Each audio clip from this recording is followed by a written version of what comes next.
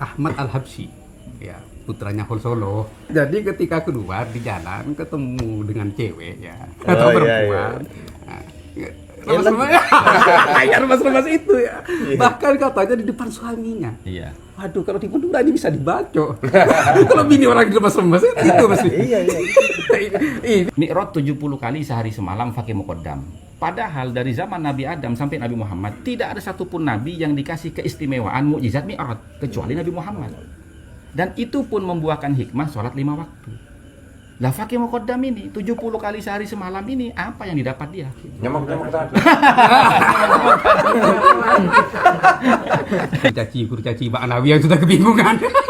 Sebut aja namanya ya, enggak apa-apa ya. Ya Zaini lah. Zaini, ya. Zaini, Rumil, mereka sudah kelimpungan sekarang. Jadi kasihan kami ingin membantu Mbak Alawi yang sampai saat ini belum menemukan bapaknya yang sungguhnya. Oleh karena itu kami bantu Mbak Alawi. Inilah bapak kamu. Iya. Itu kan ada ya, bentar, mohon maaf. Kan di narasi-narasi di medsos itu kan, ya kalau Ubaidillah itu bukan anaknya Ahmad bin Isa, terus anaknya siapa? Nah, ini jawabannya kan? Ini jawabannya. Ini jawabannya. Jadi kalau dalam konteks hari ini, kalau Habib itu tidak di stop, tidak dibasmi, terus mereka berhasil berkuasa, maka yang tidak sependapat dengan mereka pasti dibunuh gitu. Sebagaimana sudah terjadi presiden di zaman-zaman sebelumnya. Iya, kan betul. Kemarin kan sudah ada buktinya, Gus. Iya, katanya si imam itu. Ya. Ada yang mau mendirikan laskar. Matiin katanya di itu. Dalam kitab Al-Quburiyah itu salah satu referensi yang kami jadikan acuan untuk meneliti Ahmad bin Isa Ubaidillah itu. Dikatakan Bani Ubaid itu ya adalah orang-orang yang biasa suka membuat makam dan menghias kuburan. Membuat itu maksudnya makam palsu gitu? Iya. Mengada-ngada. Mengada-adakan. Iya. Membuat makam palsu dan menghias. Gitu. Nah itu kan Kiafah Athariyahnya kena itu sudah. Makanya judulnya Al-Quburiyah. Assalamualaikum warahmatullahi wabarakatuh. Waalaikumsalam. Selamat malam kepada seluruh warga pribumi Nusantara dimanapun Anda berada, serta kepada seluruh pemirsa subscriber Gus Fuad Channel. Malam ini bersama, bentar saya lihat catatan supaya tidak salah ya, Kiai Haji Ja'far Shodiq Fauzi Batu Ampar, kemudian Gus Hasan Asyarif dan Lora Bahrul Ulum. Ini beliau bertiga dari Madura, betul nggak? Ini Ya, santrinya Said Muhammad. ya, ini untuk permulaan mohon pada Yai Ja'far memperkenalkan diri, termasuk pernah nyantri ke Abuya Sayyid Al-Maliki berapa tahun dan lain sebagainya. Monggo. Assalamualaikum warahmatullahi wabarakatuh. Waalaikumsalam. Kami ingin memperkenalkan diri bahwa kami ini adalah Ja'far Shodiq bin Fauzi Damanhuri Batu Ampar. Alhamdulillah kami sudah nyantri di Sayyid Muhammad itu selama 10 tahun. Sayyid Muhammad bin Alawi Al-Maliki Al-Hasani. Tahun berapa, Kiai? Mulai tahun 96 ya. 96 sampai 2005. 10 tahun kurang 4 bulan. Jadi saya pulang setelah beliau meninggal dunia di 2004. 2005 saya baru boleh pulang. Sebelumnya belum boleh. Seangkatan dengan Ustadz Bilal yang di Kulon Progo. Ustadz Bilal, terus putranya Bahmun, Gus Rauf, itu seangkatan. Terus adiknya Kiai Ihya Pujon, ketua Asofa itu Gus Syihab. Kalau di sana dipanggil Syifa. Itu satu kelas. Kalau almarhum Gus Kamil, ketua di PCP 3 Rembang, almarhum itu kakak kelas. Ini dengar-dengar ada buku yang sudah dipersiapkan atau sudah ditulis. Itu gimana itu? Bagaimana ceritanya itu? Mungkin Gus Hasan atau Yai atau Lora Barul bisa menjelaskan. Ya awalnya kan gini. Jadi saya itu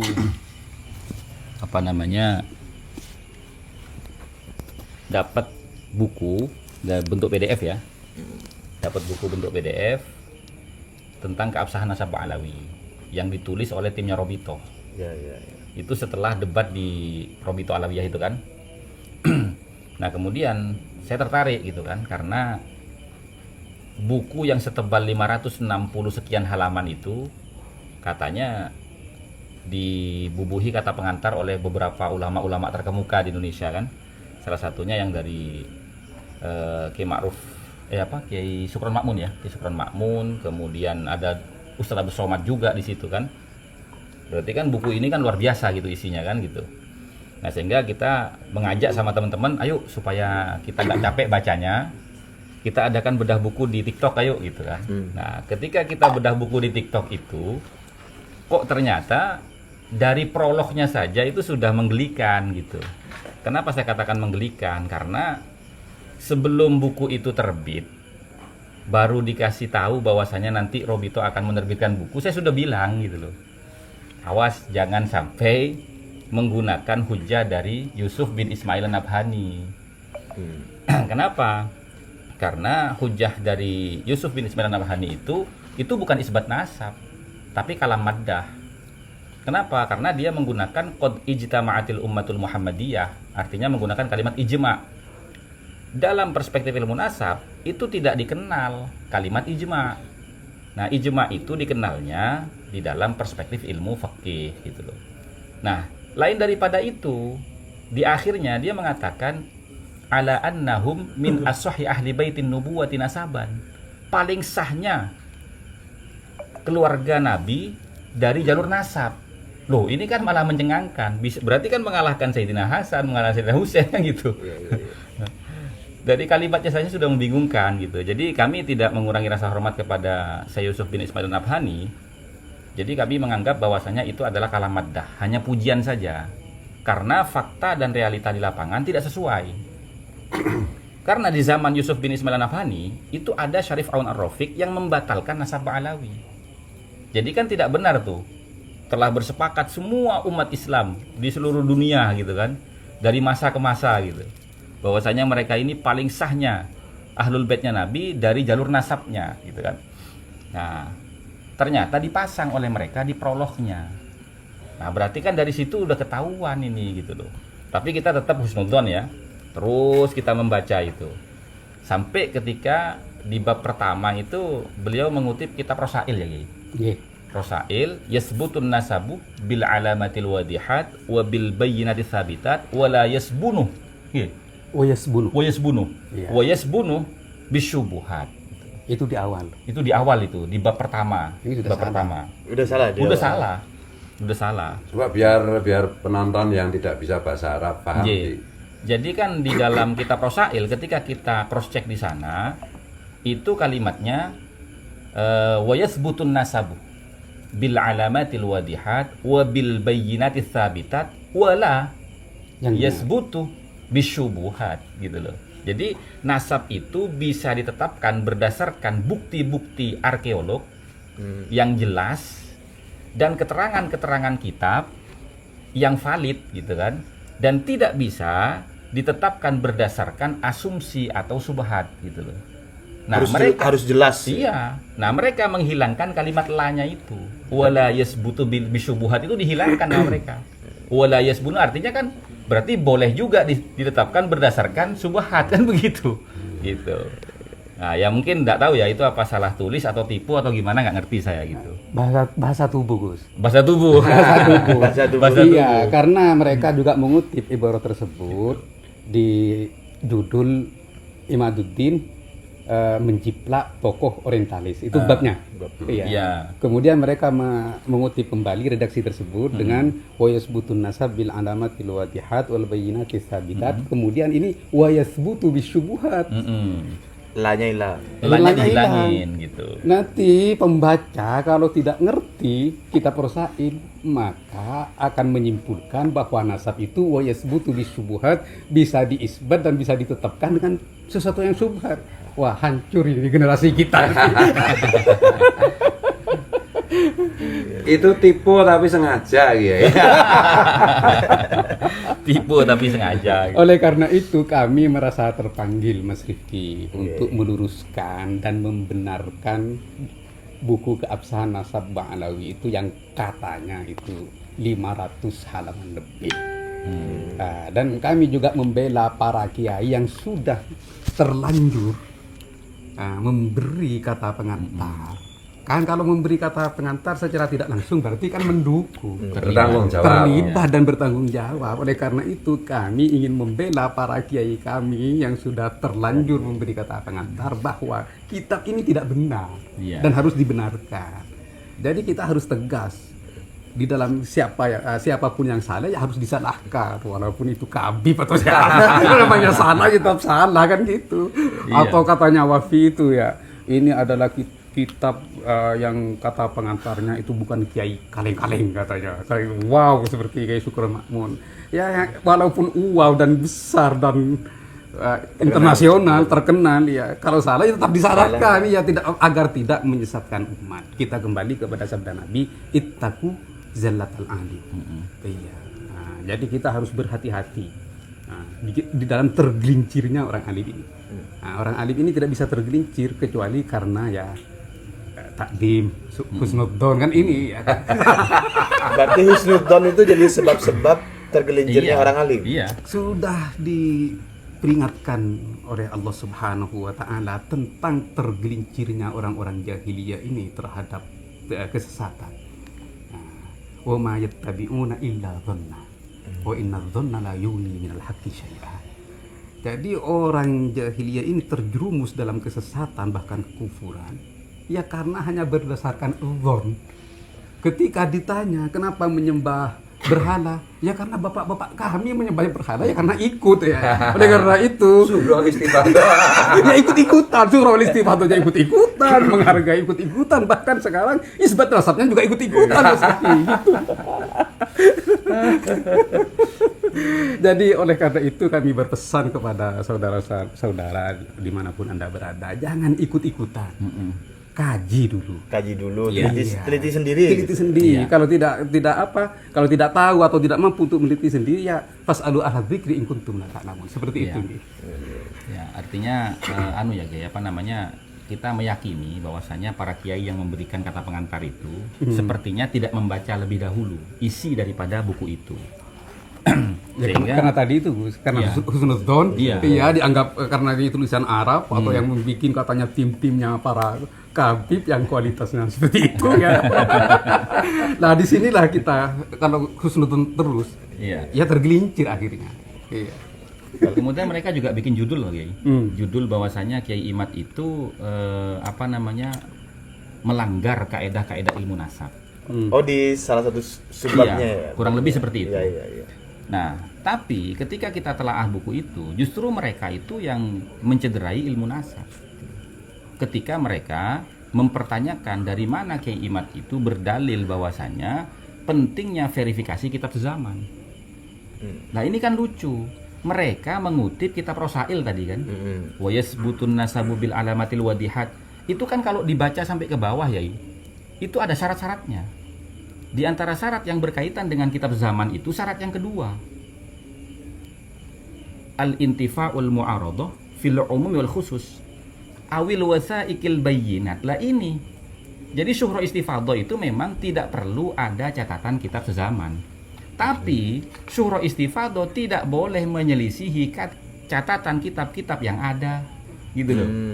Nah, jadi makna daripada awil wasaikil bayyinat itu, kalau ada keterangan kitab yang menyelisihi pengakuan syuhra istifadahnya, maka syuhra istifadahnya batal. Gitu. Ternyata dilihat dari kitab yang lain seperti misalkan Muqaddimat fi Ilmil Ansab. Itu ada hal yang serupa dengan kalimat yang berbeda. Contohnya wa alla takuna mukhalifatan lil usuli. Hendaknya ya, pengakuan itu atau catatan kitab itu tidak menyelisihi usulnya kitab-kitab terdahulu gitu ya. Nah, sehingga kan yang tidak paham ilmu nasab mereka ini atau Kiai Imad gitu loh. Itu yang kita jelaskan di dalam buku itu gitu loh. Jadi mereka sendiri yang mencederai tentang ilmu nasab tapi menuduh Kiai Imad yang tidak paham ilmu nasab gitu. Kemudian yang paling krusial itu ya masalah Syekh Abdul Qadir Jilani, Kiai. Itu kejahatan ilmiah. Iya. Itu gimana jelas. itu? Itu mereka cari teman. Cari teman. Mereka cari teman kan kebiasaan mereka itu cari dukungan. Jadi nasab ini harus qat'iyud dilalah, harus berdasarkan dalil yang pasti, bukan dukungan. Oleh karena itu di bukunya yang 500 halaman Gus, itu semua dukungan. bukan malah dalil. Jadi sampai sekarang mereka itu tidak mampu menghadirkan dalil atas kesubutan nasab mereka. Iya. Hanya mencari dukungan. Ini katanya akan mendapatkan penghargaan Muri karena buku dari kata pengantar terbanyak. 50.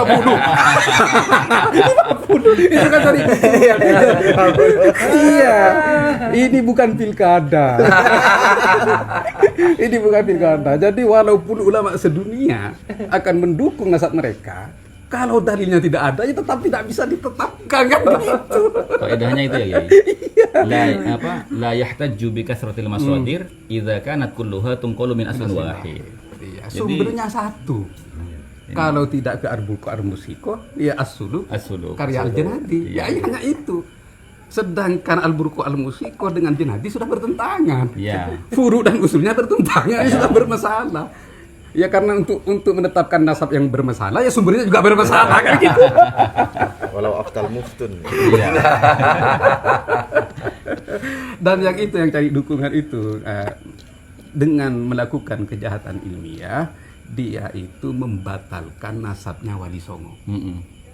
Ya, Sunan Gunung Jati, Sunan Kudus, dan Sunan Kiri. Ini yang pongkol nasabnya itu adalah Sayyid Soleh, putra ke-11 Syekh Abdul Qadir Al-Jailani. Katanya mereka di dalam buku tersebut itu tidak ada kitab sezaman yang menerangkan bahwa Sayyid Soleh itu putra dari Syekh Abdul Qadir Jailani. Dengan redaksi yang mereka nukil dari pernyataan Ibnu Najjar. Iya, tapi yang membuat saya berpendapat bahwa mereka itu melakukan kejahatan ilmiah, redaksi yang mereka salin dipotong. Nah, ini nggak kejahatan ilmiah. Iya. Jadi redaksinya itu nggak lengkap. Hanya diambil yang awalnya sesuai saja. dengan kebutuhan Awalnya saja, mereka. iya. Jadi mereka tuh ini ya. Ini ya yang mereka ambil ya. Ini kan kita ambil dari kitab Mukhtasar fi Ulumiddin. Nah, setelah kita cocokkan pernyataan Ibnu Najjar yang mereka jadikan argumentasi dalam bukunya itu, ini terpotong. Terpotongnya begini, mereka hanya menyebutkan ya, qala Ibnu Najjar fi tarikhihi. Ibnu Najjar menyebutkan di dalam kitab tarikhnya. Sami'atu Abdur Razzaq Ibnu Syekh Abdul Qadir Al-Jaili yaqulu wulida liwalidi tis'atun wa arba'una waladan wa sab'atun wa ishruna dzakaron wa ithnatani wa ishruna bintan. Udah segitu aja yang diambil secara global. Jadi di situ kan menjelaskan bahwasanya Ibnu Najjar mendengar langsung dari putra Syekh Abdul Qadir Jailani yang bernama Abdur Razzaq bahwasanya ayahnya yang bernama Syekh Abdul Qadir itu punya anak laki-laki perempuan 49 orang anak. Gitu. Nah, kemudian di antara 49 anak itu ya 20 laki-laki dan 12 perempuan. 20 laki-laki dan 12 perempuan. 32. Ya, walakin lam yabik lahu minhum siwa 13 dzakaron. Nah, tapi yang tersisa itu hanya 13 laki-laki dan 1 perempuan. Kemudian dijelaskan di kitab itu nama-namanya itu semua dari mulai Abdul Wahhab, Abdullah gitu kan, Abdul Razzaq sampai menyebut Sayyid Soleh yang ke-11. Gitu loh. Nah, penyebutan itu sama mereka nggak dilanjutkan, Kiai. Jadi dipotong.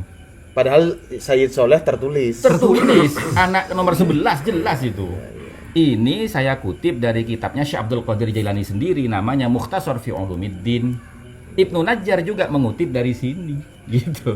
Dari putranya yang bernama Abdur Razzaq gitu. Nah, sehingga inilah yang disebut oleh Kiai Ja'far Shadiq Fauzi kejahatan ilmiah gitu loh. Jadi kalau saya rangkum gini berarti penulis Robito Alawiyah itu menyatakan bahwa Sayyid Soleh bukan anaknya Syekh Abdul Qadir. Tidak terverifikasi. Tidak terverifikasi. Sebagai tidak ada kitab zamannya. Sebagai putra Syekh Abdul Qadir Jailani berdasarkan kitab sezaman yang tidak menyebutkan itu. Padahal ada kitab sezaman yang mereka katakan tidak menyebutkan itu adalah kitabnya Ibnu Najjar. Padahal ketika kita cross check, Ibnu Najjar menyebutkan semua sampai Syekh Soleh gitu loh. Ini kan kejahatan ilmiah gitu. Dan bahkan Syekh Abdul Qadir Jailani itu masyhur dengan sebutan Abu Abu Soleh. Soleh. Kenapa? Karena setiap menghadiri acara itu yang selalu dibawa oleh Syekh Abdul Qadir Jailani itu adalah Sayyid Soleh, pongkol nasabnya Wali Songo. Iya. Dan menurut saya aneh bin ajaib ya kalau kiai-kiai khususnya para keturunan Wali Songo itu masih mendukung mereka. Ada apa ini kan gitu. Jadi perlu diterapi, shock terapi. Biar sadar. Terapi tegangan tinggi ya. Karena gini mungkin Kiai. Karena Wali Songo itu Kiai dari jalur putra kesayangannya Syekh Abdul Qadir Kiai. Jadi mereka iri gitu loh. Iya, bisa. Itu Ya, makanya iya kan dibilang ajaibnya Gus. Kok kiai-kiai masih mendukung mereka? Ada apa kan gitu? Ajaib kan Mas Rifki? Ya ajaib. Bukan ajaib, ada kebodohan. Tinggi. Atau ada fulus di situ. Diperjelas oleh Gus Fuad. Padahal kalau kita lihat ya, semua kitab manakibnya Syekh Abdul Qadir, baik yang dari luar maupun dalam negeri, itu semuanya ketika menyebutkan Syekh Abdul Qadir itu dengan kunyah Abu Soleh. Kenapa? Ya seperti yang Kiai Ja'far jelaskan tadi, karena memang Sayyid Soleh ini adalah anak yang paling dikenal oleh seluruh masyarakat dan jamaahnya Syekh Abdul Qadir, karena memang sering dibawa kemana-mana, sehingga bolehlah dikatakan anak kesayangan gitu ya, gitu. Dan itu pongkol nasab daripada Wali Songo, diantaranya Sunan Giri, Sunan Kudus, dan Syarif Zain Abdul Qadir Sunan Gunung Jati II. Gitu. Berarti apa namanya itu penulis Robito Alawiyah itu cari teman kalau tadi istilahnya. Iya, cari teman. Bahwa Sayyid Soleh itu tidak terverifikasi sebagaimana Ubaidillah begitu Betul, kan. betul. Padahal kasusnya beda ini. Beda, Kasusnya beda. Bukan tidak terverifikasi, tapi mereka menghilangkan Menghilangkan. itu.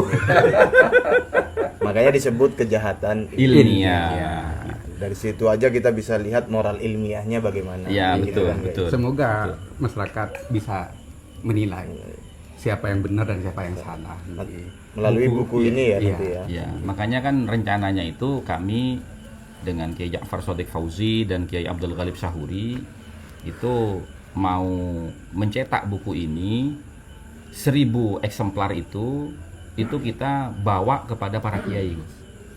Jadi kita sowan kepada para kiai, kita hadiahkan buku itu, kan dua ya, ketidakabsahan nasab Ba'alawi satu yang membantah buku keabsahan Ba'alawi tadi, yang kedua itu hikayat Israiliyat Yahudi versus khurafat Ba'alawi.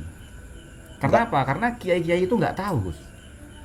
Isi dari kitabnya Ba'alawi itu seperti apa nggak tahu mereka. Nah ketika beberapa kiai kita kasih tahu, ternyata mereka memang betul-betul nggak tahu dan kaget dengan itu. Akhirnya apa? Berbelok ikut meneliti. Salah satunya ada temannya Kiai Ja'far Shadiq Fauzi ini, yang dulunya mereka itu tidak percaya dengan kita. Ketika dijelaskan oleh beliau tentang kitab-kitabnya Ba'alawi, ini bukan oknum, ini ajaran karena ada di kitabnya, gitu loh. Akhirnya kan sampai gimana itu Kiai? Ya, artinya begini. Jadi orang-orang Madura yang sudah terdoktrin, biasanya ketika kita menjelaskan kepada mereka tentang kebenaran nasab ini kurang begitu tertarik. Kenapa? Karena sudah terdoktrin dengan kata-kata jangan membahas nasab, membahas nasib aja kan gitu. Nah, Iya. kalau kita tidak membahas nasab, pasti nasib kita tidak akan pernah berkah. Kenapa kalau seperti itu? Ya kita kembali kepada hadis baginda Nabi Muhammad SAW. Ta'allamu min ansabikum ma tasiluna bihi arhamakum. Jadi kita diperintahkan untuk belajar nasab agar kita bisa bersilaturahmi. Dan dari silaturahmi ini akan mendapatkan dua keberkahan. Keberkahan dan kesuksesan usia, keberkahan dan kesuksesan harta. Nah, bagaimana mungkin kalau kita tidak membahas nasab, kita bisa membangun nasib kita kan seperti itu. Apalagi nasab sekarang digunakan untuk menindas nasib orang lain. Iya. Maka nasab harus dibahas. Karena itu ya harus dibahas. Dan yang kedua, kebanyakan mereka itu tidak tahu terhadap hurufat penyimpangan akidah yang selama ini menyandra dan menjajah akidah Ahlussunnah wal Jamaah. Di antaranya menghalalkan sesuatu yang munkar. Itu ada di kitab Kunuzus Sa'adah. Ahmad Al-Habsyi ya putranya Hol Solo. Iya, kata Rapsi itu. Takut tidak tahu gitu. Harus diperjelas. Jadi ketika keluar di jalan ketemu dengan cewek ya Oh, atau iya, perempuan. Remas-remas itu ya. Bahkan katanya di depan suaminya. Iya. Waduh, kalau di Madura ini bisa dibacok. Kalau bini orang di remas-remas itu masih. Iya. Ini kan berarti menghalalkan sesuatu yang mungkar. Baik dalam agama walaupun dalam pemerintahan nggak boleh ya, remas-remas punya orang. Tapi berkah ya ini katanya ini. Bukan hikmahnya katanya mengeluarkan syahwat zina. Ya betul. Iya, itu berkahnya Betul, itu iya. kan. Nah, itu. Bisa nguntab nanti. Nah, itu secara apa syariat.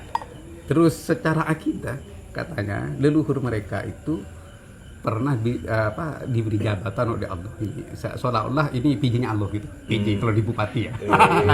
Jadi mulkuka katanya, kerajaanku adalah kerajaan kamu. Tusarrifuha kaifa syi'ta. Nah, jadi kamu menggunakan terserah kamu. Bahkan katanya urusan mati dan hidup Diurus oleh Mbak Alawi. oleh Mbak Nabi. Iya. Kalau mereka benar-benar diberi perintah yang seperti itu, kenapa klan mereka banyak yang mati? Iya, secara logika ya kan sebenarnya kan kalau klannya ya kasih hidup sampai 200 tahun, 900 tahun ya, yang lain matiin semua. Biar yang dunia ini ya cuma mereka kan gitu. Jadi nggak usah susah payah melakukan gerakan kudeta terhadap presiden kalau saya gitu. Gitu Mas Riki. Oleh karena itu kami dengan Gus Hasan dan tim ini sekaligus menulis 2 buku. Iya. Buku pertama Ketidakabsahan, Nasab judulnya Ba'alawi. Ketidakabsahan Nasab Ba'alawi. Ba'alawi. Buku kedua, Hikayat Israiliyat Yahudi versus Khurafat Ba'alawi. nah saya tertarik yang buku kedua dulu nih. Iya. Itu kan ada versus tuh Iya. bahasanya. Berarti nanti akan ditampilkan kisah Israiliyat Iya. dengan kisah Iya. Ba'alawi. Iya. Kemudian dikomparasi. Iya, betul. Jadi isi buku itu ya kurang lebihnya pertama ini kan kitab-kitabnya Ba'alawi ini kan banyak khurafat-khurafatnya. Tapi dibantah oleh mereka ini karomah. Karomah itu sesuatu yang tidak bisa dinalar oleh akal. Tapi perbedaan antara khurafat dengan karomah itu kan beda jauh gitu kan.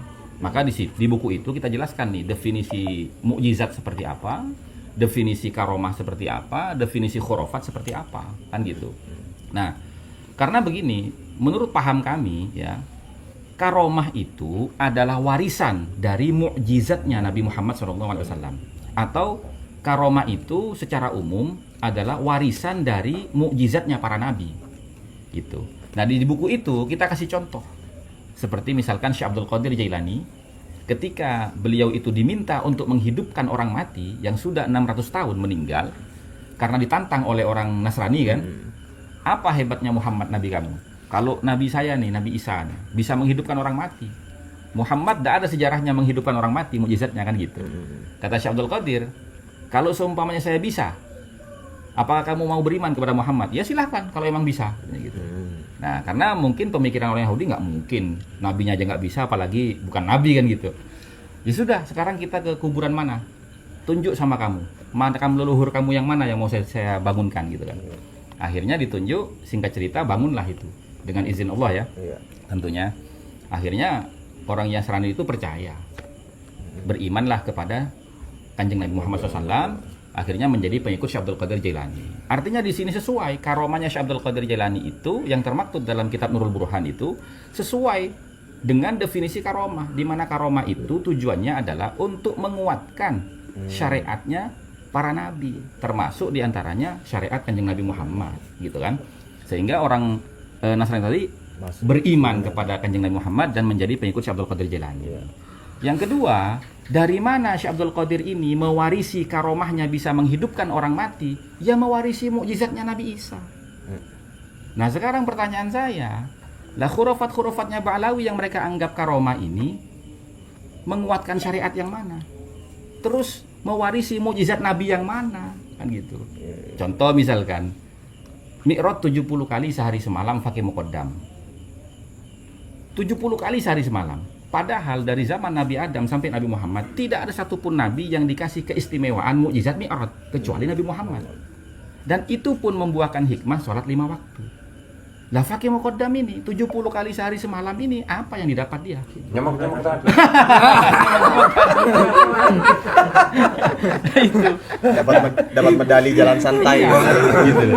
Jadi gini Gus Fia. Jadi kami itu ingin masyarakat itu tahu bedanya khurafat dengan karomah. Karena karomah itu tidak mungkin bisa melebihi daripada mukjizat para nabi. Karena kan karomah itu warisan dari mukjizat. Dan yang butuh digarisbawahi itu tujuannya itu. Tujuannya. Iya, Gitu. Apalagi ketika ada orang mengatakan bahwasanya ini adalah karomah gitu loh. Dan ini biasa terjadi di para wali karena sholat itu bagian dari mi'rajnya orang muslim, orang mukmin gitu kan. Loh, kalau memang itu diartikan sholat, mohon maaf. Kan selanjutnya itu kan Fakih Muqaddam itu menunggangi Kambing. keledai kan Kiai? Keledai, ya. Himar kan? Sebagai pengganti buruk gitu loh. Dan mohon maaf, buruknya apa? Bukan buruk apa? Keledainya Fakih Muqaddam itu hafal jalan-jalan di langit sebagaimana dia hafal jalan-jalan di bumi. Kan lebih hebat dari buruk berarti. Gini Gus, Gimana? kalau baginda Nabi itu tujuannya Allah. Iya. Iya. Jadi tidak jalan-jalan di langit.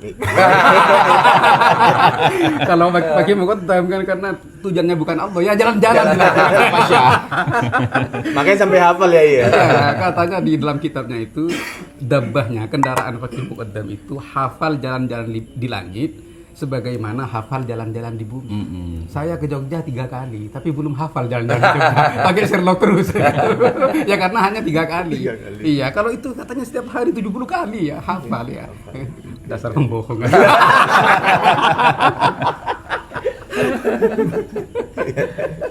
Punchline yang bagus itu. Baginda Nabi itu ketika Mi'raj itu malaikat Jibril masih ngetuk pintu langit. Iya. Man anta Jibril wa man ma'ad Muhammad. Muhammad. Iya. Famarhaban bin Nabi Soleh wal akhi Soleh. Nah, kalau yang Nabi Ibrahim bil waladi Soleh karena kakeknya masih. Seperti itu.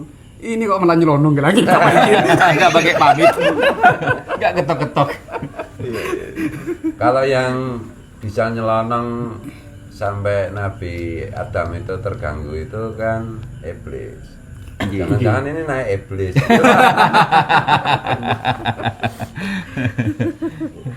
Itu berapa kira yang buku pertama ketidakabsahan nasabah itu? Ketidakabsahan nasabah alawi. Kira-kira berapa halaman Gus? Kurang lebih nggak sampai 150. Enggak sampai Nggak sampai. Lo kok enggak 500 gitu Karena biar gini, lebih. dari 560 sekian halaman itu sebenarnya isinya itu cuman 145. Ya, bentar ini supaya penonton ngerti. Ya. Maksudnya yang dimaksud jenengan itu bukunya Robito Alawiyah itu. Bukunya Robito Alawiyah itu Yang yang berjudul Keabsahan Nasabah Alawi yang 560 sekian halaman itu sebenarnya isinya cuman 145. Selebihnya itu hanya mengulang-ulang saja.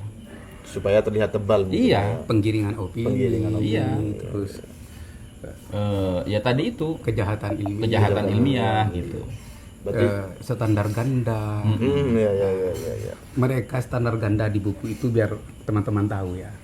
Jadi mereka itu awalnya mengkanter kitab Asy-Syajaratul Mubarakah. Ya, itu salah satunya yang paling krusial tuh. Bahwa kitab tersebut itu katanya bermasalah, rancu dan lain sebagainya. Karena di kitab itu tidak menyebut pongkol nasab mereka. Ya. Jadi di kantor sedemikian rupa. Kemudian di antara alasan itu juga karena ditahkik oleh orang Syiah yang bernama Mahdi Mahdi Ar-Raja'i. Nah, itu di awal. Kemudian mereka mendapat dukungan dari Syekh Mahdi Ar-Raja'i langsung Ayatullah As-Sayyid Mahdi Ar-Raja'i. Dengan sayyidnya, dengan ayatullahnya lengkap. Awalnya dikatakan Syiah. Terus kemudian di kitab mereka yang 500 halaman lebih itu katanya, jadi Asy-Syajaratul Mubarakah itu bukan karya tulis Fakhruddin Ar-Razi. Padahal yang mentahqiq buku itu adalah Mahdi Ar-Raja'i yang sudah diagung-agungkan oleh mereka. Dan Mahdi Ar-Rajai dalam tahqiqnya itu menyebutkan, kami temukan di Fidhohril Kitab, katanya di belakang kitab itu, bahwa kitab tersebut adalah karya tulis Fakhruddin Ar-Razi. Berarti secara tidak langsung, karena ambisi untuk mengkanter Asy-Syajaratul Mubarakah, ya pentahkiknya dianggap bohong dong, kan gitu. Mahdi Ar-Rajai kembali dianggap bohong. Iya kan, awalnya dia membatalkan kitab Sejarah Mubarakah karena pentahkiknya Mahdi Rajai. Nggih, Karena Syiah. Artinya Itu dia itu di awal-awal. Di awal-awal. komik. Sedangkan komik. Syiah nggak boleh dipercaya, Syiah katanya. Iya. Kemudian mencari dukungan dari si pentahkik. Bukan, setelah itu mungkin kan dari kalangan Ba'alawi ini kan ada juga yang Syiah kan, Iya. gitu, itu masyhur kan.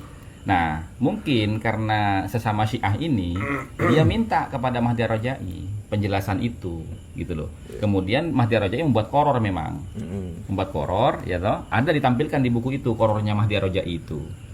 Nah, kemudian koror itu dijadikan hujah untuk menguatkan nasab mereka. Siapa Imaduddin? Ini loh, ahli nasab dunia, Mahdi Rajai, mengisbat nasab Ba'alawi kok. Ini kan namanya standar ganda. Iya, iya. Kemarin. Iya, Kabus. Nah, itu. Jadi begini juga yang perlu kita ketahui teman-teman. Katanya mereka selalu kemana-mana bahwa nasab mereka itu tidak ada yang membantah dengan seluruh dunia. Tapi banyak yang membantah nasab mereka itu, ketersambungan nasab mereka, di antaranya As-Sayyid Abul Qasim Dr. Yasin Al-Khalidari dalam kitabnya As-Suyuful Mujliyah yang membatalkan nasabnya Ba'alawi. Di dalam buku bantahan itu kami tulis redaksinya secara lengkap. Dan kitab itu, Mas Rifki ya, itu dikeluarkan oleh Naqabatul Ashraf At-Talibin fi Alamil Islami di Irak. Kitab As-Suyuf. Al-Mujliyah. Jadi kitab itu hasil konsensus semua ulama ahli nasab di dalam mengomentari nasab Ba'alawi. Makanya kan sampai detik ini saya minta, kalau memang kamu mengaku nasab kamu sudah sabit berdasarkan syuhra istifadah, mana syahadat nasabnya? Belum Syahadat ada, nasab belum itu ada kan sampai sekarang. belum ada. Sertifikat isbat nasab kan tidak ada mereka. Iya. Gitu loh. Karena apa? Kenapa kami minta itu? Lah, wong sudah dibatalkan sama Nakoba, kan tidak mungkin Nakoba manapun yang mau ngasih gitu. Itu nggak mungkin. Makanya Kiai Imad itu ketika di Banten itu kan mengatakan begini. Walaupun seluruh ulama ahli nasab dunia mengisbat nasab Ba'alawi, saya tetap akan menolak. Kalimat itu bukan mempecundangi nasabah luar negeri, tapi Kiai Imad sudah tahu bahwasanya nasabah luar negeri sudah menolak mereka dalam kitab Suyuful Mujliyah. Jadi nggak mungkin itu. Kecuali Gus, kecuali Mahdi Rajai karena sama-sama Syiah. Padahal katanya Syiah tidak boleh dipercaya. itu. Berarti bingung mereka. Sudah kebingungan karena tidak mampu menghadirkan dalil untuk mengisbat nasab mereka. Dan lucunya lagi begini Mas Rifki, ketika mereka itu mengatakan Mahdi Rajai itu Syiah sehingga tidak bisa dijadikan hujjah kitab tahkikannya yang bernama Syajarah Mubarakah. Kemudian dengan lantangnya Hanif Alatos itu mengatakan Syekhus Syaraf Al-Ubaidili. Loh, Syekhus Syaraf Al-Ubaidili ini kamu tahu siapa? Itu Imam Rafidhah itu. Imam Syiah Rafidhah. Jadi gimana? Mereka menolak Mahdi Ar-Rajai tapi mereka mendukung siapa namanya Syekhus Syaraf Al-Ubaidili? Saudaranya. Gitu. Jadi kalau masyarakat jeli itu sebenarnya banyak belunternya mereka itu.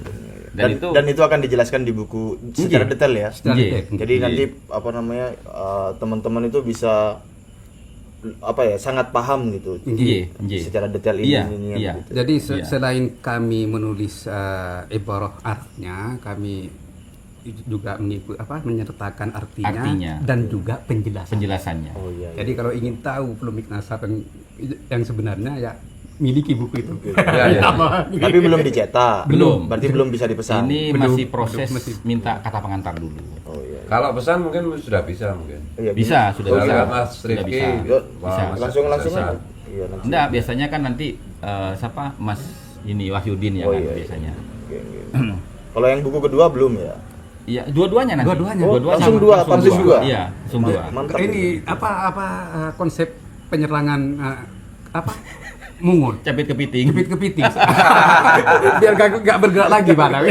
Kalau yang khurafat itu berapa halaman tuh? Yang khurafat kurang lebih nggak sampai 100 Gus, Ya, nggak sampai 100. Karena kita nggak mereportase semua kitabnya, tapi yang penting-penting saja. Yang misalnya beliau ini kan membagi kan kemarin tuh ada ijtiro Allah. Allah, Iya. ala Rasul, kemudian kepada Terus sahabat ya, para sahabat, iya. Bahkan begini loh Mas Bia, masalah sahabat ini Gus.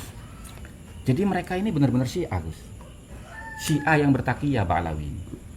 Kenapa saya katakan demikian? Karena di kitabnya loh. Kalau kitab kan bukan oknum kan, ajaran loh. Ma nambutu ashabu Rasulillah illa ala suhbah. Betul. Jadi sahabat itu nggak ada istimewanya, kecuali karena mereka itu memiliki status sebagai sahabat. Walau kunna Adroknahu. Kalau seandainya saya hidup di zaman mereka, Zaman tentu saya akan melebihi derajat mereka. lakunna min asbakihim katanya. Coba bayangin, sahabat disepelekan sama mereka itu. Lakunna min asbakihim, ini dia perlu dicatat. Lakunna, Lakunna min asbaqihim. kamilah yang paling unggul daripada para Iya. sahabat. Penulisnya siapa itu yang kitab itu? Ada di kitab itu Israiliyat itu. Saya catat di situ. Halamannya Halamannya, nama kitabnya, pengarangnya. Berarti Ba'alawi mendeklarasikan seperti itu. Iya. betul. Nah, Oke. ini ijtiro kepada sahabat Nabi. Ya, ya. Nah, ijtiro kepada Rasul. Mereka Terus- mengatakan loh bahwasanya Hmm. derajat kami ini sama seperti Nabi Muhammad di hadapan kaumnya. Redaksi kalimatnya begitu? Iya. Saya tulis redaksinya, halaman kitabnya, dan nama kitabnya juga pengarangnya. Berarti mengaku nabi berarti ya. Ya, Ya, seolah-olah secara nggak langsung. Secara nggak langsung kan. Iya, secara nggak langsung. Itu. ana fikum ka Muhammad fi sa'idil anbiya. Jadi kami bagi kamu di dalam kamu. Lebih suaranya lebih keras Ya, lagi. jadi ana fikum ka Muhammad fi sa'iril anbiya. Jadi kedudukan kami di antara kalian semua itu sama dengan kedudukan Nabi Muhammad di antara para anbiya. Gitu. Itu al-ghulu. Ya, berlebihan itu. Berlebihan di dalam akidah. Nah, ijtiro kepada Allahnya, yaitu dia mengaku bagian dari Allah. Fakih Muqaddam itu dalam kitab Syarhul Ainiyah ya. Oke. Syarhul Ainiyah itu mengatakan, ketika disampaikan kepadanya firman Allah, kullu nafsin dha'iqatul maut. Setiap yang mati itu setiap yang bernyawa pasti akan merasakan kematian loh. Dia mengatakan, mali nafsun, saya nggak bernyawa. Loh, dia mengaku nggak bernyawa tapi kok mati gitu loh. Iya. Nggak bernyawa tapi hidup. Ini apa, zombie atau gimana gitu? Kan itu. Nah, kemudian ketika disampaikan lagi, kullu man 'alaiha fan. Segala sesuatu itu akan hancur binasa. Wa ma ana 'alaiha. Saya tidak ada di dunia. Fakih Muqaddam yang bilang itu. Iya. Nah, terus kalau dia nggak ada di dunia, dia di mana adanya gitu loh. Kan gitu. Nah, kemudian dilanjutkan lagi, kullu syai'in halikun illa wajhah. Segala sesuatu itu pasti akan hancur binasa illa wajhah, kecuali zatnya Allah. Dia mengatakan, wa ana min nuri wajhihi. Saya itu bagian dari nurnya Allah Subhanahu wa taala. Sementara kita tahu bahwasanya semua yang ada di alam dunia ini bagian dari nurnya Nabi Muhammad. Dan nurnya Nabi Muhammad itu bagian dari nurnya Allah. Nah, kita semua ini dari zaman Adam sampai sekarang, baik dari kalangan para ulama khususnya ataupun para nabi, itu ketika mau wusul kepada Allah itu melewati kanjeng Nabi. Ya. Lah Fakih Muqaddam nggak perlu Nabi Muhammad langsung ke Allah. Iya. Gitu. Itu nanti dijelaskan kan? Dijelaskan. Dijelaskan dan penjelasannya lengkap Mas Rifki. Iya. Nah, dari sini Mas Rifki, setelah kami membaca bahwa pokok nasab mereka itu tidak tersambung kepada Ahmad bin Isa, nah, terus kemudian hurufat mereka itu yang ada kemiripan dengan tokoh kontroversi di zaman dahulu abad ketiga atau abad kedua. Nah, dari sinilah kami minta petunjuk kepada Allah Subhanahu wa taala untuk mengkaji lebih dalam lagi. Melalui istikharah kemudian kami alhamdulillah menangkap syair Ali As-Sakron yang ada dalam kitab Al-Burqa Al-Musyiko, ya, jadi pintunya dari dia, dari mereka ya. Pintunya. Iya. Jadi bunyi syairnya begini. Wa biwalidihil Maimun Ubaidun. Nah, di sini kami berijtihad. Siapa Maimun? Maimun, ya. Iya, siapakah Maimun ini? Nah, kan katanya mereka itu sifat. Kalau sifat dari atas nggak pernah menyebut sifat. Nah, karena syair yang pertama Bentar di ya, atas. saya potong dulu. Dari atas tuh maksudnya gimana ya? Dari bednya. Dari bait bait sebelumnya. Ya, dari bait. konstruksi kalimat-kalimat Iya, sebelumnya ya. betul. Pertama itu wa biwalidihi sufiyu aliyun. Dan dengan bapaknya, ini ada domir kembali ke sebelumnya ataupun nanti dibantah oleh mereka gitu. Jadi siapa as-sufi yang bergelar sufi? Ali. Nah, di sini masih belum disebut gelar nasabnya. Kemudian di bait selanjutnya wa biwalidihi al-alawiyun. Nah, di sini baru gelar nasab mereka yang akan nanti dipakai oleh anak cucu mereka ialah al-alawi. Al-Alawi. Iya. Dan faktanya sampai sekarang Pakai. Robito.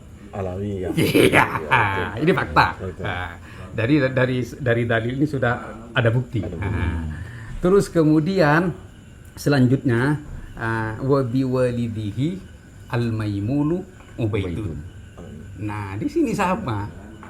Ini gelar leluhur mereka ke atas, sampai ke al-maimun. Nah, dari sini baru kami pakai metode qaidah mantik. Iya, qaidah mantik itu kalau dalil itu ada dua. Dilalah lafdiyah dan dilalah non lafdiyah atau ghair lafdiyah. Bahasa tradisionalnya seperti itu. Dari dilalah lafdiyah ini apa? Nah, kita harus memahami definisi dilalah dulu. Fahmu amrin min amrin. Memahami arti dari sebuah lafaz. Iya, kan pasti kita ngaji itu ya tidak lengkap dengan artinya. Nah, lafaznya. Nah, di sini kami bagaimana memahami lafaz al-maimun itu sebagai zatnya. Nah, dari sini kita butuh korenah yang valid dari kitab-kitab sejarah. Oleh karena itu sudah ada 5 kitab sejarah yang menjadi sumber kami untuk menetapkan bahwa Al-Maimun yang disebut di syair As-Sakron itu adalah zat. Zat itu maksudnya adalah Orang. Gitu ya. Iya. Bukan sifat. Bukan sifat. Iya, orang. Nah, kemarin kami dibantah oleh kurcaci Ba'alawi yang sudah kebingungan. Sebut aja namanya ya, enggak apa-apa ya. Ya, Zaini lah. Zaini, ya. Zaini, Rumil, mereka sudah kelimpungan sekarang. Jadi Zaini itu memaksakan kehendak untuk menetapkan sebuah nasab dengan kaidah nahwu. Padahal ini kan ya.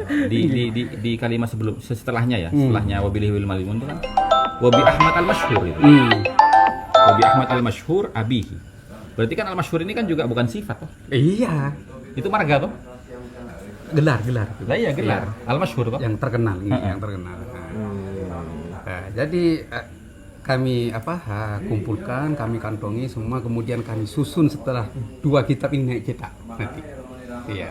Bentar. Ini berarti nanti kitab yang lain lagi. Iya. Berarti 3 ya? Iya. Enggak, Kan, jadi 2. Pertama dua. Yang sekarang ini. Baru yang selanjutnya itu yang Tentang Maimun itu. Maimun ya. itu. Iya. Khusus Maimun. Iya, Maimun. khusus. Kasihan kami ingin membantu Ba'alawi yang sampai saat ini belum menemukan bapaknya yang sungguhnya. Oleh karena itu kami bantu. Ba'alawi, inilah bapak kamu. Iya. Itu kan ada ya, bentar, mohon maaf. Kan di narasi-narasi di medsos itu kan, ya kalau Ubaidillah itu bukan anaknya Ahmad bin Isa, terus anaknya siapa? Nah, ini jawabannya kan? Ini jawabannya. Ini jawabannya. Sayang sekali kalau difiktifkan. Iya. Dan ini tidak akan pernah terjawab sampai kapanpun kalau Ubaidillah itu difiktifkan. Dan yang paling menarik ya, setelah kami mendalami itu di kitab Al-Farqu Bainal Firaq, terus Al-Bidayah wan Nihayah, memang mempunyai kemiripan antara Ubaid yang dulu dengan Ubaid pengkol nasab mereka. Yang dulu itu siapa ya? Yang bin Maimun itu. Bin Maimun. Iya. Oh, iya. Ya kan Ubaid yang sekarang kan sama mereka disebut anaknya Ahmad. Ahmad. Iya, sedangkan Ubaid yang dulu kan bin Maimun. Iya, Jelas, iya. Jadi bedanya Ubed yang sekarang dengan Ubed yang dulu itu. Tapi mempunyai kesamaan nama. Jadi Ubed Al-Maimun itu atau Abdullah Al-Maimun punya nama dua. Ubaidillah dengan Abdullah. Iya. Ubed yang sekarang yang katanya anaknya Ahmad bin Isa sama. Punya nama Ubaidillah dan Abdullah. Dan Abdullah sama. Dan yang Ubed Maimun itu redaksinya punya Sama. nama lain itu juga Iya. tertulis. Justru malah Tertulis. Ubaidillah bin Ahmad Al-Mahdi itu gelarnya mereka. Ketika mereka mendirikan dinasti Fatimiyah, itu mereka menggunakan gelar nama itu, Ubaidillah bin Ahmad Al-Habib. Al-Habib. Ya, dalam satu riwayat Ubaidillah bin Ahmad Al-Mahdi. Gitu. Jadi juga ulama sejarah itu beda pendapat bahwa dinasti Fatimiyah itu ada yang menyebutkan adalah Ubaidillah atau Abdullah bin Maimun. Ya. Terus ada yang menyebutkan adalah Ubaid bin Muhammad Al-Habib. Iya. Nah, sekarang kalau dilihat dari perbedaan pendiri dinasti Fatimiyun itu, ada yang bilang di akhir abad ke-1, ada yang bilang di pertengahan abad kedua, dan ada yang bilang di awal abad ketiga. Nah, ini perbedaan pendapat, nanti saya komparasikan dulu antara pendapat yang satu dan yang lainnya. Nah, mungkin mungkin saya kesimpulan sementara. Mungkin ini pendiri awal, muassis. Iya. Terus yang abad ketiga itu adalah penerusnya. Dari muassis itu sebelum kemudian dihancurkan oleh Salahuddin Al-Ayyubi yang atas saran dari Syekh Abdul Qadir Al-Jailani. Berarti, mohon maaf. Nggih. Berarti ada Ubed 1, Ubed 2. Iya. Iya. Ada Ubed 1, ada Ubed 2, ada yang pendapat Ubed itu ya bin Maimun itu gitu. Ya. Makanya di Ubed 2 itu kemudian dinasti Al-Fatimiyah itu dirubah. Al-Ubaidiyah, Ar-Rafidiyah. Nah, yang berubah bukan mereka, tapi ulama-ulama sesama. Iya. Karena akidahnya Ubed itu yang menyimpang. Iya. Yang membunuh siapapun yang tidak sepaham dengan mereka. Saya sudah menulis satu biar gak terlalu panjang dari siapa yang dibunuh oleh Ubed itu karena tidak sependapat dengan mereka. Nah, nanti di dalam kitabnya akan saya tulis. Jadi kalau dalam konteks hari ini, kalau Habib itu tidak di stop, tidak dibasmi, terus mereka berhasil berkuasa, maka yang tidak sependapat dengan mereka pasti dibunuh gitu. Sebagaimana sudah terjadi presiden di zaman-zaman sebelumnya. Iya. Ya, kan betul. kemarin kan sudah ada buktinya, Gus. Iya. Iya, katanya si imam itu. Ya. Ada yang mau mendirikan laskar. Matiin katanya di itu. Ya, itu nanggapi saya tapi nggak berani nyebut saya. Karena sekali nyebut nama saya dia terbakar. Jadi kalau orang awam Karena saya punya darah batu ampar. suruh matiin, berarti kan suruh bunuh, Gus. Iya. Iya. Itu sudah ada tanda-tanda sudah. Jadi Masuk kan- yang di Karawang. Ya, jadi kan Gus, kita itu kan selain melihat historical sejarah dari nama yang dikenal, yaitu Ubaidillah itu kan, dan mereka itu dikenal dengan Bani Ubed kan, karena ini pengakuan sekarang sendiri dalam Al-Burq Al-Musiqa itu mereka mengakui wa hakadha huwa huna Ubaidu, ya, wa huwa al-ma'rufu bi ahli Hadramut al-musattaru fi kutubihim wal mutadawal fi silsilati nasabihim. Nah, ini kan pengakuan sekarang sendiri. Demikianlah kami dikenal oleh penduduk Hadramut itu sebagai Bani Ubed yang tertulis di kitab-kitab mereka dan menyebar di dalam silsilah nasab mereka Bani Ubed. Bukan Bani Alawi ya. Bukan, Bani Alawi itu kan untuk keturunannya. Iya. Setelah Asakron menulis ini kan. Iya. Nah, sebelumnya mereka dikenal dengan Bani Ubed gitu loh. Nah, dalam historical sejarah yang ada, Bani Ubed ini siapa? Bani Ubed ini adalah pendiri dinasti Fatimiyah. Ataupun Ubed yang Ba'alawi ini itu tidak ada historical sejarahnya sama sekali. Nah, kemudian dari Khilafah Athariyah Ya, Khilafah Athariyah. dari kitab Rosail Firman Nasab itu ada beberapa metode dalam menetapkan nasab, di antaranya yang ketujuh kalau nggak salah itu adalah metode Khilafah. Khilafah itu dibagi dua, Gus. Ada Khilafah Basyariah, ada Khilafah Athariyah. Khilafah Basyariah itu kan melihat keserupaan ciri fisik. Itu nggak mungkin kan? Ya. Karena jaraknya jauh antara Nabi dengan kita jauh. Tapi Khilafah Athariyah ini melihat keserupaan sifat, watak, karakter, fikroh dan harokahnya. Gitu. Nah, ternyata Ba'alawi yang ada sekarang ini itu karakternya, fikroh dan harokahnya itu mirip dengan kelompok Ubaidiyin, Ar-Rafidiyin itu. Gitu. Dinasti Fatimiyah. Fatimiyah gitu. Nah, awalnya kan beliau nyampaikan ke saya waktu saya ke Madura kan, saya pulang kampung ke Madura, kemudian saya sowan kepada beliau di pesantren beliau Buat Ampar. Beliau cerita, Gus, saya itu sudah curiga. Jangan-jangan Ba'alawi ini adalah keturunan Ubaidillah bin Ahmad Al-Habib Fatimiyah. Saya bilang sama beliau, saya nggak berani ya, sebelum ada korinah, data pendukung. Nah, kemudian saya Mazen bilang juga, Gus, itu saya percaya 100% Gus. Nah, itu nggak berani saya. Artinya saya disuruh speak up gitu loh. Saya nggak berani kalau nggak ada datanya.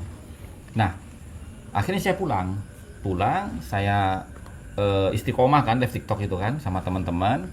Terus saya ngomong, ayo teliti yuk ini yuk gini. Nah, teman-teman tuh ikut ngasih data ini Gus, Gus coba baca Gus, kayaknya ada indikasi nih ya. Baca-baca. Nah, setelah saya yakin di situ, saya kabarkan kepada beliau, termasuk kepada saya Mazen. Akhirnya beliau, Gus, malam ini juga saya berangkat ke Jogja. Rasa penasaran sudah terobati. Pertanyaan sudah ada jawabannya. Iya, tapi melalui apa kan gitu. Iya, betul. Ya melalui syairnya itu. Iya. Biar bukan kami yang menunjukkan sebenarnya, mereka. Kami hanya membantu mereka menemukan ayahnya yang hilang. Lah wong nyampe itu subuh, Gus. Nyampe di rumah subuh. Padahal saya sudah live itu kan semalam kan. Waktunya saya tidur habis sholat subuh kan. Beliau datang. Waduh. Ini Kiai Ja'far datang ini. Saya lihat jendela, wah bener kan bilang gitu datang. Udah. Saya bilang sama istri kan, siapin ini nih kopi-kopi nih. Beliau datang nih. Datang Kiai, ngopi dulu istirahat Kiai. Nggak usah istirahat Gus, ambil laptopnya duduk, tulis sekarang gitu. Waduh, seharian saya nggak tidur itu. Ponakan. Harus rela dibatalkan. Saya bilang begini, Paman, yang bermasalah ini Ba'alawi kok saya diganggu tidur gitu. ini demi membantu mereka menemukan ayahnya.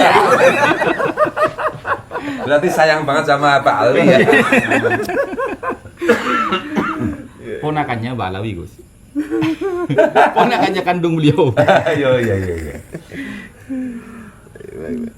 Ada juga enggak nanti bantahan tentang tidak tertulis bukan berarti tidak ada. Sudah ditulis, sudah ada itu. Sudah ada. Dengan dalilnya Iya. Gitu. Itu kan selalu diulang-ulang Iya. mana itu. mencari celah. Justru yang saya katakan tadi, penyelewengan data juga pengkhianatan ilmiah ya. Karena beliau itu mengutip kalimat itu. Tidak ditulis pada semua kitab itu bukan berarti tidak ada. Walaupun si penulis kitab itu meyakini akan ketidakadaan orang yang tidak dia tulis. Kecuali kalau semua kitab yang muktabar di dalam disiplin ilmu nasab tidak satu pun menulis nama itu, berarti memang tidak ada orangnya. Gitu. Nah, itunya dipotong. Dipotong lagi. Sekarang kalau kajian Ubaid bin Maimun itu sudah terbit, berarti mereka tidak berani lagi berbicara. Tidak ditulis itu berarti tidak ada. Ada tulisannya. Ada tulisannya. Tapi bukan ke Ahmad. Ke Al-Maimun. Bukan tidak ada. Ya, ada. Ada tulisannya. Dan kejahatan ilmiah yang kedua itu katanya Fakhruddin Razi itu menyebut putranya Ahmad bin Isa itu 3 orang, Muhammad, Ali dan Husain, itu nggak punya rujukan.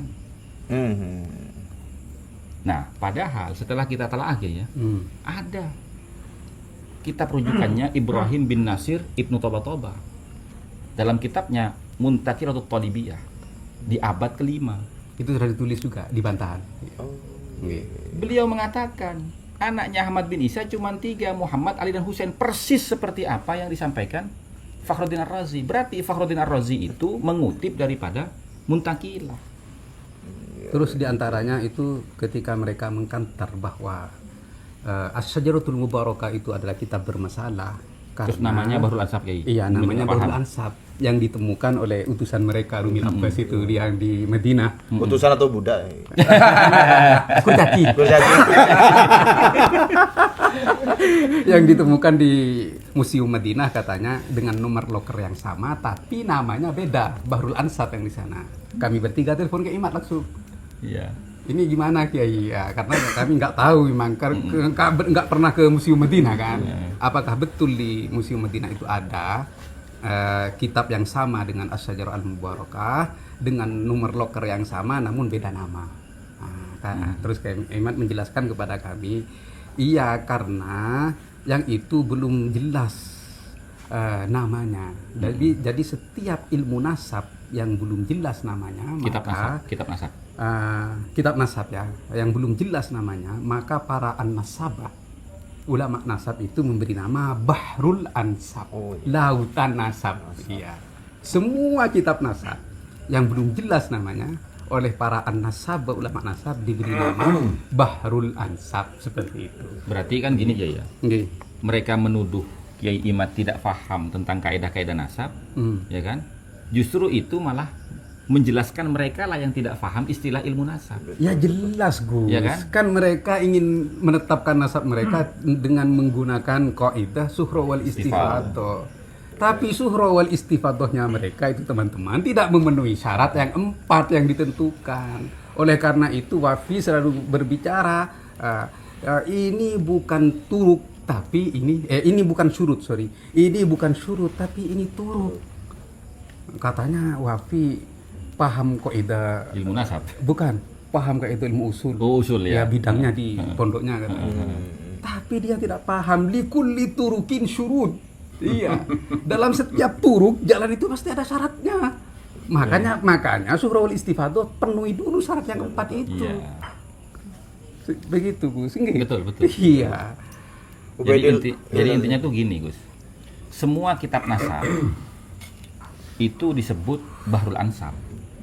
Ya. Semua kitab nasab itu disebut Bahrul Ansab dalam istilah ilmu nasab. Seperti fikih ya. Mau kitab Sulam Tauf, mau kitab Fathul Qorib, atau kitab Muhadzab, atau kitab Fathul Mu'in, itu kan semuanya disebut kitab fikih. Kalau kitab nasab semuanya itu disebut Bahrul Ansab. Nah makanya itu kan Bahrul Ansab al-musamma bisyajaratil mubarakah. Ini kitab Bahrul Ansab yang diberi nama Syajarah Mubarakah. Mereka tuh tidak paham. Seakan-akan kalau seumpamanya mereka paham ya, berarti ini kan kejahatan ilmiah. Mau membodohi umat, seakan-akan ini bukan Syajarah Mubarakah namanya, ini Bahrul Ansab ini. Gitu. Iya. Dan itu dilakukan secara sengaja. Sengaja. Karena tertulis di kitabnya. Dan memang tidak paham memang apa atau pura-pura tidak paham ketika Kiai Iman itu menuntut kitab Zazama. Iya.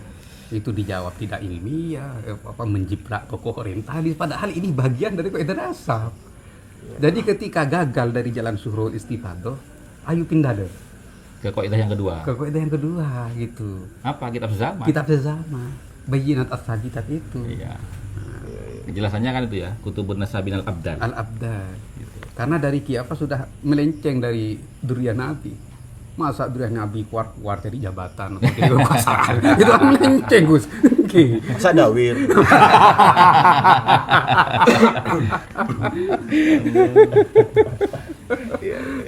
Jadi Iqrarul Qabila juga mereka gagal. Iqrarul Qabila di antara kaidah nasab itu. Karena Qabilah keturunan Ali Sayyid Ahmad bin Isa dari jalur Ali. dari Darul Ali itu menolak mereka. Termasuk As-Suyuful Al-Mujriyah tadi. Suyuful Mujliyah itu kan salah satu di antara pengurus nakobahnya itu kan keluarga Al-Qabiji. Keluarga Al-Qabiji itu juga kita tuliskan dalam kitab dalam buku tersebut ya, bahwasanya keluarga Al-Qabiji menyatakan kakeknya yang bernama Ahmad bin Isa tidak hijrah ke Yaman, tapi hijrahnya ke Indunus.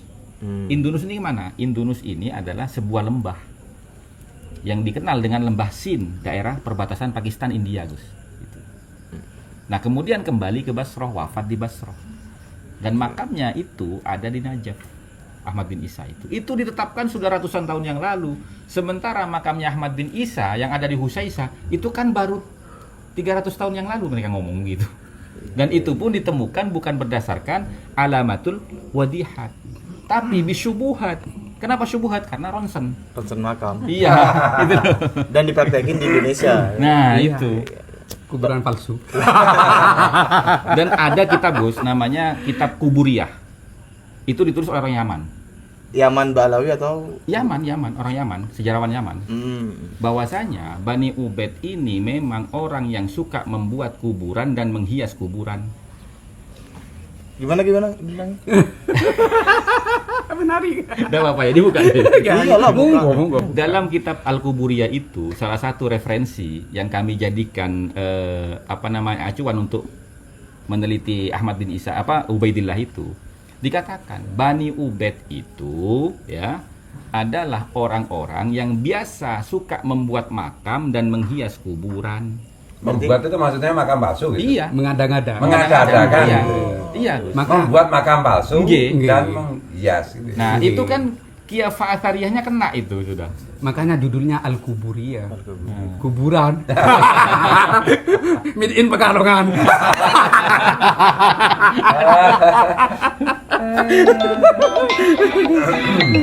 Berarti ini ya, dengan kata lain sudah surah istifadah. Iya. Mereka itu suka bikin kuburan palsu Iya. sejak dulu ya. Iya. Jadi menurut analogi saya ya asumsi saya yang insya Allah akan dikuatkan dengan korina-korina itu. Kenapa mereka tenggelam selama 550 tahun? Itu ngumpet. Ngumpet karena sudah dihajar oleh Salatin Al-Ayyubi. Iya. Oh iya. Nah, sekarang begini, kenapa mereka itu kok seakan-akan sangat membenci sekali kepada Syekh Abdul Qadir? Iya. Sampai mau menyaingi Syekh Abdul Qadir kan? Bukan menyaingi lagi, melangkahi. Iya. Melangkahi. 10.000 Iya. derajat. Iya. katanya. Nah, itu Kiafa Athariyah juga itu. Bahwasanya cikal bakal Salahuddin itu menghancurkan dinasti Fatimiyah itu, Bani Ubaid itu karena perintah dari Syekh Abdul Qadir. Gitu loh. Makanya di sini membenci para kiai, anak cucu Wali Songo. Iya. Yang keturunan Syekh Abdul Qadir Jailani. Satu kaki Habib yang ahli maksiat, ahli zina, ahli minum khamr lebih utama daripada 70 kiai yang alim. Ini istimbatnya dari mana? Di hadis nggak ada, di Al-Quran nggak ada, ya makalah ulama juga nggak ada ya. Ya dalil mereka yang bikin sendiri kan gitu. Betul. Terus katanya belajar kepada Habib yang bodoh itu lebih utama daripada belajar kepada 70 kiai yang alim. Terus Dan itu bukan oknum, karena si Bahar Smith sendiri ngakui saya sedang membaca kitab Betul. menjelaskan ini. Iya. Jadi itu memang ajaran. ajaran. Itu Bukan oknum. Itu ada kitabnya, Gus. Minhajus Sawi. Oke. Kemudian di kitab lain juga ada bahwasanya selain Ba'alawi itu hayawan. Itu juga kita tulis dalam buku ini. Hayawan itu artinya hewan gitu ya. Ya, berarti kan nggak dihargai. Nah, selama ini yang menyebutkan selain kelompoknya itu hewan siapa? Kalau bukan Yahudi. Makanya itu kan saya versuskan itu. Ya, Israiliyat Yahudi dengan khurafat Ba'alawi gitu. Gitu.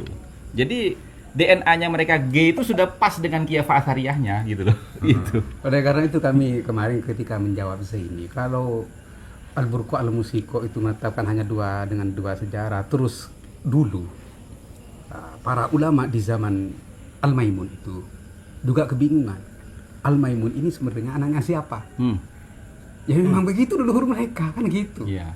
Selalu hilang leluhurnya ya. Mengkaburkan leluhurnya karena takut diketahui statusnya iya. kan gitu. Karena leluhur mereka itu statusnya ada yang bilang ini adalah keturunan Yahudi, ada yang bilang ini keturunan Majusi. Jadi selalu menyimpan leluhurnya, mengambil leluhur orang lain. Iya, Pinjam leluhur. bukan pinjam Gus, kalau pinjam dikembalikan. Oh iya. Merampok. Merampok leluhur orang. Jadi dulu ya ada dua pendapat dari para ulama sejarah, ada yang bilang itu adalah Al-Yahudi, ada yang bilang Al-Majusi. Tapi yang Terus lebih kuat ya. yang lebih kuat Al-Yahudi karena kesamaan karakter tadi. Iya. Ya. Nah, terus ada yang bilang bapaknya itu Yahudi, tapi bapak angkatnya itu Majusi. Itu juga ada yang bilang seperti itu. Ya, Robibuh Majusi. Jadi anak tiri atau anak angkat. Mungkin ibunya Maimun itu Menikah apa? lagi. Menikah lagi atau menikah dua kan? Bisa. Makanya bingung nama ini anaknya siapa. Sama kiai sekarang bingung kan. Ubed ini anaknya siapa kan? Oke. Tadi itu ya yes, siapa tadi Ubed apa Al-Maimun, istilah lainnya Ubaidillah bin Al-Ubaidiyah. Ahmad, apa Al-Mahdi Al-Habib. Al-Habib. Ya, jadi ada Ubaidillah bin Ahmad Al-Habib, ada Ubaidillah bin Ahmad Al-Mahdi. Kenapa kok Al-Mahdi? Karena mereka itu memang indikasi Syiah. Syiah itu kan selalu mengatakan Mahdi gitu kan. Itu ya. Jadi dulu juga Maimun itu pertamanya kan mengatakan atau memproklamasikan dirinya itu adalah keturunan Aqil. Aqil itu adalah saudaranya Sayyidina Ali. Aqil. Kemudian setelah Maimun itu meninggal, anaknya meningkat. Iya, Ubed itu meningkat dari Aqil, kemudian mengaku anak Ismail. Oleh karena itu berdirilah dinasti Ismailiyah. Ya. Nah, ini dibatalkan oleh para ulama sezaman. Ismail itu tidak mempunyai anak, gitu. Kok ujuk-ujuk ini datang mengaku anaknya Ismail, batal. Kemudian dia mengaku abna Fatimah. Makanya berdirilah dinasti Fatimiyah. Ini ada sejarahnya semua. Iya. Nah, yang sekarang baru Ahmad bin Isa yang jadi korban.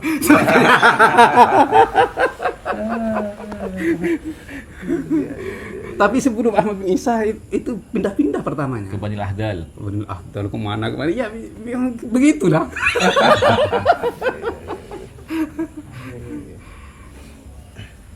Saya itu ada yang mau ditanyakan, tapi ini lagi lupa ini. Tadi itu loh yang pertama tuh ya Ubaidillah Habib. Bukan istilah Al-Mahdi. Al-Ubaidiyah Ar-Rafidiyah itu. Bukan. Maimun. Yang ada di bagian terakhir buku jenengan apa tadi? Oh iya di closing penutupan statement itu. dulu nanti ya. Iya. Ubaidillah. Ubaidillah bin Maimun Al-Qaddah. Al-Qaddah. Al-Qaddah. Al-Qaddah itu apa ininya? Maksudnya Al-Qaddah. Al-Qaddah itu Gelarnya Maimun itu. pekerjaan. Oh. Iya. Sering membuat panah itu. Iya. Sering membuat senjata dia. Sebutnya Al-Qaddah. Al-Qaddah. Itu ada nanti ya dijelaskan Ada, secara dijelaskan. detail di buku yang kedua. Ketiga. Ketiga. Iya, buku yang khusus untuk Maimun. Maimun itu. Ya, kalau yang di Keabsahan Nasabah Alawi itu di akhir buku itu kita hanya sepil sedikit saja gitu. Yang sudah siap lengkap itu bukunya pertama dan kedua ya. Nggih. Jadi ada yang batal apa itu? Ketidakabsahan. Tidak-absahan nasab Nasab Habib Alawi. Alwi. Ya. Yang kedua itu khurafat itu ya. Ya. Terus yang ketiga ini tentang nanti bahas Khusus Ubaidiyah. Ubaidiyah itu. Ya. Kajian ya. Ya. Tapi ini yang ketiga belum Belum. tempat itu Kita masih nyari data pendukung yang betul-betul valid dan tidak bisa dibantah gitu. Tapi data-datanya sudah dikantongi. Ya, sudah. Siap. Tinggal menyusun. Ya, satu lagi. Ini kan kalau di medsos itu kan yang bergulir itu juga mereka itu mengatakan tunjukkan mana nakobah yang membatalkan nasab alwi kan gitu. Berarti ada kan tadi yang Sudah membatalkan? di dalam buku itu saya sebutkan. Berbentuk buku. Silakan baca bukunya. Berarti ada kan? Iya. Iya, ada. Iya. Berarti ya sudah, berarti seluruh argumentasi mereka terjawab semua ya. Iya. Terjawab semua. Makanya kan kenapa saya sering mengatakan ya, bagi teman-teman dan pemirsa yang memang punya kedekatan emosional dengan Habib atau berteman, bersahabat ya, silakan tanya, mana buku nasabnya Bib? Pasti yang dikeluarkan oleh mereka itu dari Robitul Alawiyah. Mereka bikin cetak buku sendiri, stempel sendiri, tanda tangan sendiri. Tidak melibatkan nakobah-nakobah internasional. Itu sudah indikasi. Berbeda kan dengan kiai-kiai kita. Setelahnya Habib Rizik Syihab itu mengatakan, ayo kita adu data, adu argumen, tes DNA. Akhirnya kiai-kiai dari Trah Wali Songo ini melakukan komparasi data melalui berbagai manuskrip, ya kan? Kemudian diangkat ke nakobah internasional. Akhirnya beliau-beliau ini mendapatkan syahadah isbat nasab. Dan itu tanda tangan dan stempelnya itu 14 nakobah. Gitu loh. Nah, kemudian tes DNA juga Nah sekarang kemana mereka yang dulu mengajak adu argumen, adu data dan tes DNA kok malah lari nggak mau tes DNA gitu loh. Gitu. Standar ganda. Standar ganda. Gitu. Double Gitu. standar. Iya, awalnya Mereka mungkin dia itu lari karena rindu virus ya. awalnya menganjurkan, Bukan menganjurkan lagi, udah seperti memaksa. jadi- dan Iya. mewajibkan. kemudian mengharamkan. Menantunya beda dengan mertuanya. Luar biasa. Jadi mungkin istilahnya itu pseudo ilmiah itu ya, pseudo ilmiah, Sudah ilmiah. pseudo science ya. Alias penipu udah gitu aja. tuh. Diperjelas. Pertegas. Oke.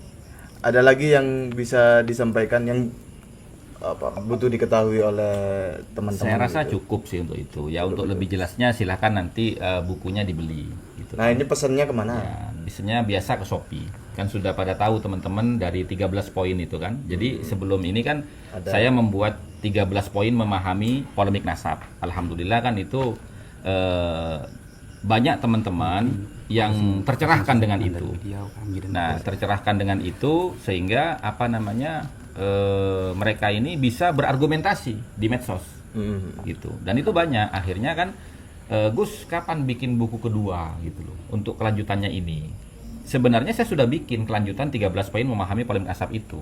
Cuman ketika ada penemuan baru tentang ini, Maimun Al-Qaddah ini dengan keluarnya buku ketidakabsahan nasab Ba'alawi itu, akhirnya itu saya kesampingkan. Saya meluangkan waktu menghadap beliau di Madura bersama dengan Kiai Abdul Ghalib, ayo Kiai kita bikin ini, bantahan ini Kiai. Itu. Jadi ini yang kita dahulukan. Dan alhamdulillah teman-teman sudah banyak yang menunggu itu. List pesanannya sudah banyak, sudah banyak alhamdulillah.